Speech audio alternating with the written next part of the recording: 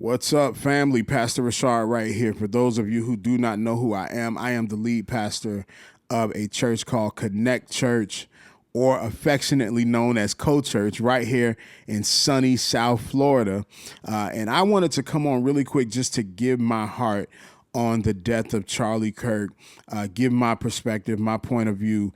I know a lot of people rushed to the internet when he passed. A lot of people rushed to the internet to celebrate in his death and to dance on his grave. But I believe that God wanted me to take a moment just to meditate and seek him and what I would say to the people who are for the people who respect what I have to say, or for the people who were looking forward, people who I pastor, people who are looking forward to hearing my perspective. And so just so that I am clear on everything that I say, I actually typed it out so that I can make the most of this video and it doesn't become something where I'm just kind of like rambling. I want to make sure I get through everything. All right. And so we're going to do that. Let's start here. Two things can be true. A person can die tragically while also not being that good of a person, right? So did he quote scripture? Absolutely. Absolutely. But so did slave owners, right?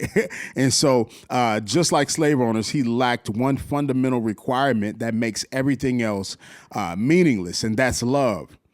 The scripture makes it clear, without love, everything else you do is pointless. It doesn't matter how well you do it. It is meaningless if you do not love. Speaking well and quoting scriptures is not a fruit of the Spirit. Love is. Love is a fruit of the Spirit. He treated Christianity and scripture as a debate point or a point to prove. He used scripture instead of as a way to bring people out. He used it as a weapon against God's people. Not to show them a better way. Not to show them a better way, but to prove he's right and you're wrong. Christianity was reduced to just simply being a debate point. Now, I agreed with some things that he said and disagreed with others, but what stood out the most was his lack of compassion for the very people that Jesus gave his life for. Was he blatantly racist? No, maybe not. Most people aren't blatantly racist today. Now, don't get me wrong. You have some people who are blatantly racist, but in most cases, racism is not blatant and obvious. It's not loud. It kind of peeks out in a person's rhetoric. It kind of peeks out when a person speaks. Very subtly, it comes across. And so the belief that somehow if a black person has a high position, they got it because they were black and not because they were qualified, and that it was somehow stolen from a white person, suggests that black people are inferior to white people, or that minorities are inferior to white people, and that is white supremacy. That is white supremacy. Now, do I agree that whoever is most qualified for the job should get it? Absolutely. But they should get it regardless of race.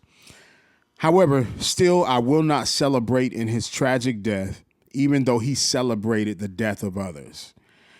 I will pray for his wife. I will pray for his children. My heart goes out to them. However, as a black believer and as a pastor who leads minorities, I cannot pretend that he was someone that he was not just simply because he quoted scripture. To those choosing to dance on his grave, it is important that you also understand that is not love either. Just because he showed a lack of compassion for others doesn't mean that we should return that lack of compassion. If Jesus can die for the very soldiers that nailed him to the cross, then surely we can refrain from celebrating his tragic demise. Sure, say he's wrong, but pray also. Say he's wrong, but love also. All right? So that's my 2 cents. Hopefully that makes sense to you guys.